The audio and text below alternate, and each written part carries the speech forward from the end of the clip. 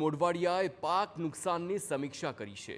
રાજ્યમાં કમોસમી આકાશી આફતે ખેડૂતોને રાતા પાણીએ રોવડાવ્યા છે। ખેડૂતોનો મગફળી સહિતનો પાક નિષ્ફળ ગયો ત્યારે મુખ્યપ્રધાન ભૂપેન્દ્ર પટેલે દરેક પ્રધાનોને અલગ અલગ જિલ્લામાં પાક નુકસાનીની સમીક્ષા કરવા સૂચના આપી, જેને પગલે કેબિનેટ પ્રધાન અર્જુન મોઢવાડિયાએ કુચડી, પાલખડા અને વિસાવડા તેમજ મોઢવાડા સહિતના ગામોની મુલાકાત લીધીને ત્યારબાદ સમીક્ષા કરી, સાથે જ ઝડપી કામગીરી કરવા સૂચના પણ આપી દેવામાં આવી છે।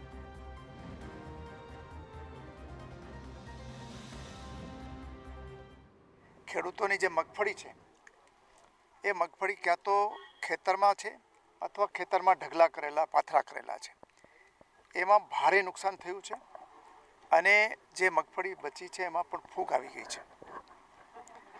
અને માનનીય મુખ્યમંત્રીશ્રીએ અમને બહુ સ્પષ્ટતાપૂર્વક વાત કરી છે કે આ દુઃખની ઘડીમાં આપણે ખેડૂતોની પડખે ઊભું રહેવાનું છે અને પણ એ જ પ્રકારે સૂચના આપી છે।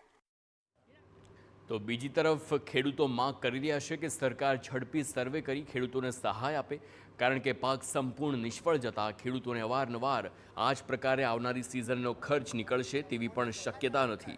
જો સરકાર ઝડપી સહાય ચૂકવે તો ખેડૂતો આવનારા સિઝનનો પાક લઈ શકે, જેથી ખેડૂતો કહી રહ્યા છે કે કેન્દ્ર અને રાજ્ય સરકાર બંનેમાં પોરબંદર જિલ્લાના કેબિનેટ પ્રધાન છે, ત્યારે તેમની માંગ સ્વીકારી ઝડપી વળતર આપવામાં આવે, જેથી કરીને આવનારી સિઝનનો પાક લઈ શકાય।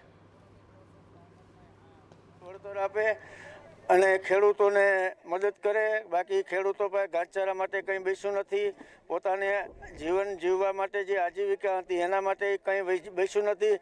નેક્સ્ટ પાક માટે બિયારણો ખરીદવાના પૈસા આમાંથી કરવાના હોય છે। આજે આખો પાક સતંતર નિષ્ફળ ગયો છે તો પૈસા ક્યાંકથી ગોતીને કરવું પડશે, એટલે વહેલામાં વહેલી તકે સરકાર વળતર આપે તો નેક્સ્ટ પાક માટે પણ ઉપયોગ થઈ શકે એવી અમારી રાજ્ય સરકાર અને કેન્દ્ર સરકારને વિનંતી છે। માવઠાએ ખેડૂતોના